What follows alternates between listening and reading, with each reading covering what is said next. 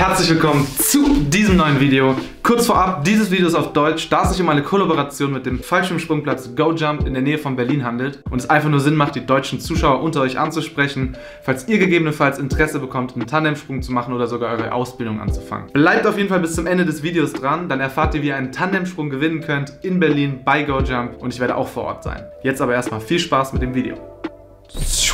Also, wieso um alles in der Welt sollte ein Mensch in ein Flugzeug steigen, bei 4000 Metern rausspringen, mit ungefähr 180 km/h auf die Erde zu rasen und dann irgendwann so einen Stofffetzen rauszuschmeißen, um heil auf den Boden anzukommen? Die Angst vom Fallen ist eine der stärksten Urängste. Damals bedeutete Fallen natürlich der direkte Tod. Das hat sich bis heute so tief in unser Unterbewusstsein verankert, dass der Traum vom freien Fliegen für lange Zeit für die Menschen als unmöglich galt. Erst vor gut 500 Jahren fingen Menschen an, das emotionale Albtraum-Szenario außen vor zu lassen und sich rein wissenschaftlich der Technik zu widmen, wie man den Freifall ertragbar verlangsamen kann. Zu Beginn des 20. Jahrhunderts wurde nur im Militär und zu Showzwecken gesprungen. Erst seit 1945 bis heute hat sich das Ganze zu einer Sportart entwickelt. Ich persönlich fange jetzt meine Ausbildung an, weil ich seit meinem Tandemsprung in 2017 einfach den Traum habe, alleine aus dem Flugzeug zu springen und nicht die Verantwortung an jemand anderes abgeben zu müssen. Natürlich lasse ich mich auch sehr stark von anderen Creatoren beeinflussen. Bei richtig ästhetischen und nicen Aufnahmen beim Sonnenuntergang aus dem Helikopter habe ich direkt das Bedürfnis mitzuspringen. In diesem Video möchte ich die Ausbildung aus meiner Sicht zeigen und meine Erfahrungen und Erlebnisse mit euch teilen. Vielleicht bekommt ja der ein oder andere Bock, dieses Jahr seinen ersten Tandemsprung zu machen oder falls ihr schon einen Tandemsprung gemacht habt, eure Ausbildung zu starten.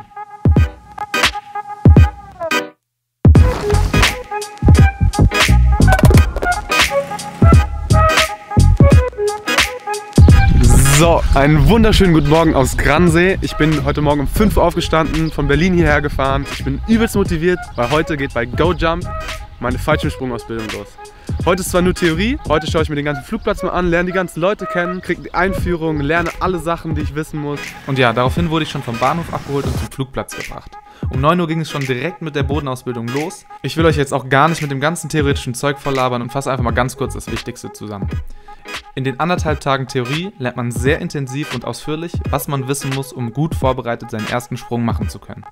Das Lernprogramm beinhaltet alles rund um Technik, Freifall, Flugverhalten am Schirm, Wetter, Landung, menschliches Leistungsvermögen und ganz wichtig, das Verhalten in besonderen Fällen. Was mache ich, wenn sich der Schirm fehlerhaft oder gar nicht öffnet? Dass man sich lösungsorientiert in wenigen Sekunden entscheidet. Dazu haben wir natürlich auch praktische Übungen am Boden gemacht, damit wir uns die Abläufe verinnerlichen und in jeder Situation abrufen können. 2000 Meter? Nicht mehr wegschauen. 1800, no more work, wave off. Für den Pilot-Shoot nicht, Höhe checken nicht mit über 500 Meter. Rennen. So, einen guten Morgen. Es ist 6:30. Heute ist der zweite Tag meiner AFF-Ausbildung. Wenn alles gut läuft, ist heute Nachmittag mein erster Sprung. Ich komme noch gar nicht klar, also vielleicht ist heute einfach mein erster Sprung, also wirklich einfach aus dem Flugzeug zu springen. Ich versuche mir die ganze Zeit selber einzureden. Man braucht doch gar keine Angst zu haben, bis zu dem Moment, wo du wirklich oben am Flugzeugrand stehst. Vorher, diese ganze Angst ist doch alles nur im Kopf. Und das kann man doch irgendwie ausschalten und dann bin ich die ganze Zeit mental dabei, das zu versuchen. Aber na klar ist man irgendwie ein bisschen noch nervös und aufgeregt. Nochmal alles verinnerlichen, was wir gestern gelernt haben. Und dann wird ein bisschen geflogen, würde ich sagen. Ey.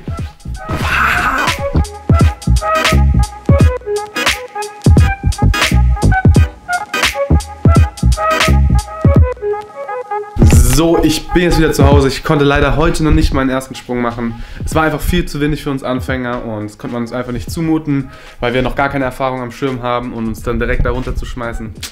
Vielleicht nicht so eine ganz gute Idee. Aber jetzt von Mittwochs bis Sonntags ist der Flugplatz immer offen und ich werde die nächsten Wochen sehr viel Zeit da verbringen. Ich versuche jetzt meinen ersten Sprung zu machen dann. Und ja, ich finde es einfach nochmal mega krass zu sehen, dass man in 1,5 Tagen Theorie und Praxis einen Menschen darauf vorbereiten kann, keine Angst mehr davor zu haben, aus dem Flugzeug zu springen. New Day, New Wave. 5 Tage ist her, dass ich meine Ausbildung jetzt gemacht habe. Heute ist Freitag, gutes Wetter, windstill. Und heute werde ich meinen ersten Sprung machen. Ich bin ready, fühle mich bereit. Ich habe Bock.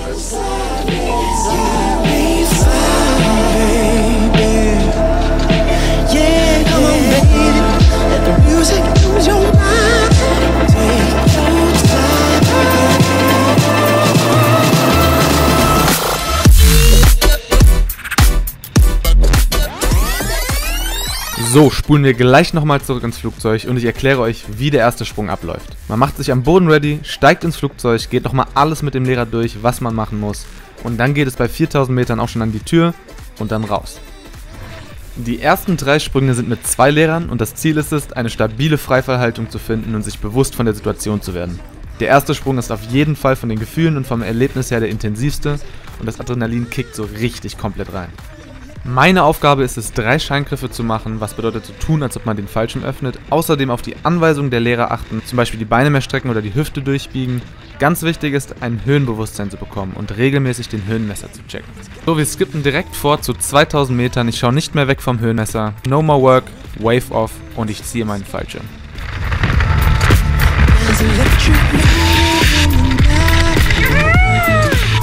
Halleluja!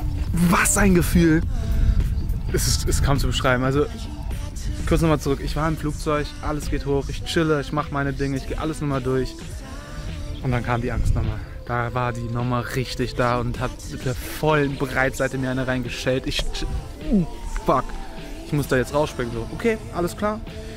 Denke ich mir so, ey, Angst ist nicht real. Und dann ab dem Moment habe ich mich gefühlt wie in einer Simulation. Dein Körper ist das Boot und dein Kopf ist der Steuermann. Und dann gehorcht er einfach, dein Körper. Du machst einfach. Hey, ich habe alles gelernt, ich weiß alle Abläufe, ich mach's jetzt einfach. Dann, zack, du gehst an ein Flugzeug ran, springst raus. Ich hatte Angst davor, Angst zu haben und das Adrenalin hat so perfekt reingeballert, dass ich tatsächlich keine Angst gehabt habe. Ich war mir noch nie so bewusst von einer Aktion, die ich mache. Es ist ja ein bisschen wie beim Parkour. Du musst dir hundertprozentig bewusst sein, was du machst, damit du alles sauber und gut machst und in dem Fall auch. Du bist da oben, ist es entweder alles oder nichts. Du musst 100% durchziehen und einfach machen. Position, checkst deine Höhe, kriegst das Bewusstsein für die Höhe, checkst den Lehrer ab, was musst du besser machen. Morgen komme ich wieder hier hin und dann geht's ab mit Sprung Nummer 2, Sprung Nummer 3 bis Level 7 und dann kann ich alleine springen.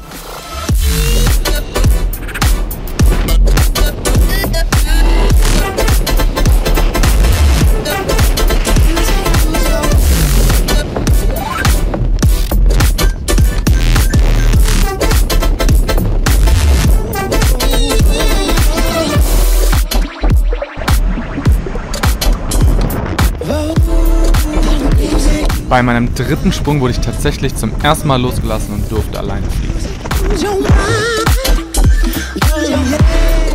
Sprung Level Nummer 4 war der erste Sprung mit nur noch einem Lehrer und ich musste anfangen, die ersten Flugmanöver und Drehungen zu machen.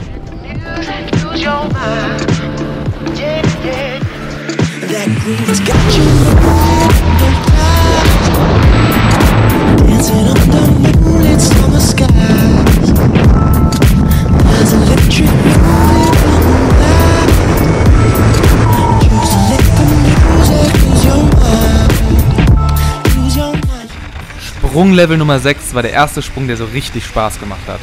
Ich hatte ein viel klareres Bewusstsein für die Situation und ich konnte meinen ersten Backflip machen.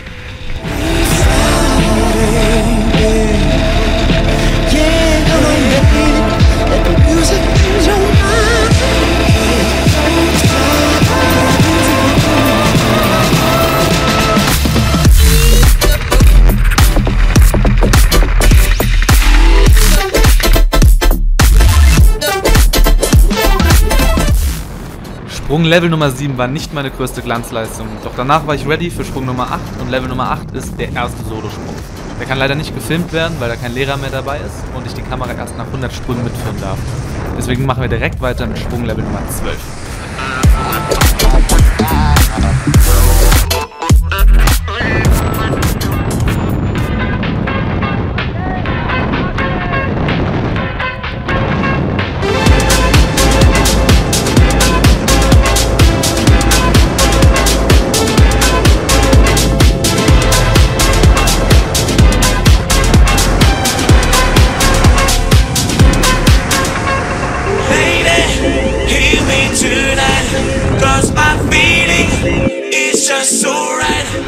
Sprünge Nummer 12, 14, 18, 22 und 23 sind bis zur Prüfung die Sprünge, wo man lernt, mit anderen zusammenzuspringen. Man muss zusammen kontrolliert fliegen können, nicht gegeneinander stoßen und sich rechtzeitig separieren, damit man an verschiedenen Orten genügend Abstand seinen Schirm öffnen kann. know that it's true, I can tell by the look in your eyes.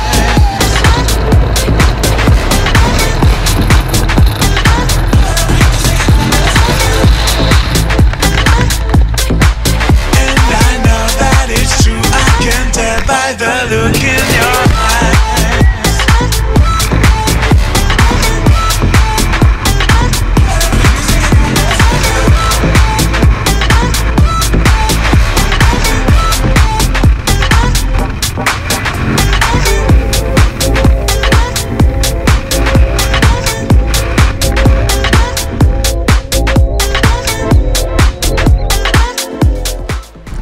Sprung 23 ist tatsächlich der letzte Pflichtsprung vor den beiden Prüfungssprüngen 24 und 25.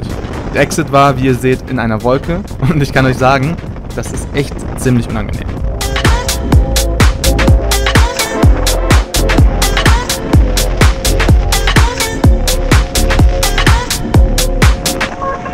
Lady, hear me tonight, 'cause my feeling is just so right as we dance. Am Tag der Prüfung habe ich morgens den theoretischen Teil geschrieben und bestanden. Er ist vergleichbar mit der Theorieprüfung für den Autoführerschein. Man muss einfach nur sehr viel auswendig lernen. Der erste Prüfungssprung war aus 1500 Metern und ohne Lehrer und es geht darum, eine gezielte Landung mit maximal 50 Metern Abstand zum Landekreuz hinzulegen. Danach war es auch schon soweit für meinen richtigen Prüfungssprung mit Lehrer. Ich sollte gewisse Aufgaben erledigen, unter anderem einen Backflip machen, eine Drehung, einen unstabilen Exit. Aber ich würde sagen, wir schauen uns das Ganze einfach erstmal an.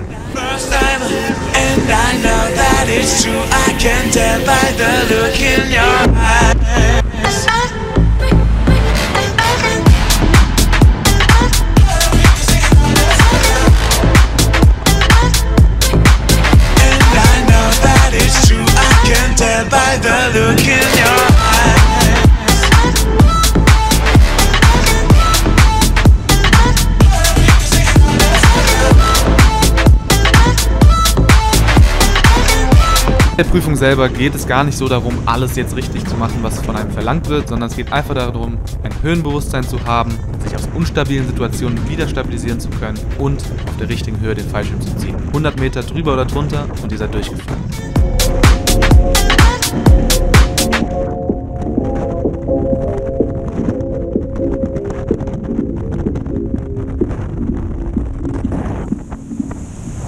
Jo Leute, mittlerweile ist meine Lizenz auch schon angekommen. Ich bin seitdem auch schon ab und zu gesprungen. Jetzt heißt es für mich 100 Sprünge machen, bis ich endlich die Kamera mitfilmen darf. Jetzt wollt ihr natürlich wissen, wie könnt ihr einen Talentsprung gewinnen. Alles, was ihr dafür tun müsst, ist der Instagram-Seite von GoJump zu folgen, @GoJumpBerlin. Ihr folgt meinem Instagram-Account, @birdseye, sucht nach diesem Bild in meinem Feed und kommentiert einfach mal darunter, wieso ihr ausgerechnet aus dem Flugzeug springen wollt. Außerdem hoffe ich, dass euch dieses Video gefallen hat, ist mal was ganz anderes. In Zukunft geht es auch weiter wieder mit englischsprachigen Videos. In dem Sinne, Late for School 3 kommt sehr, sehr bald. And I know that it's true, I can tell by the look in your eyes.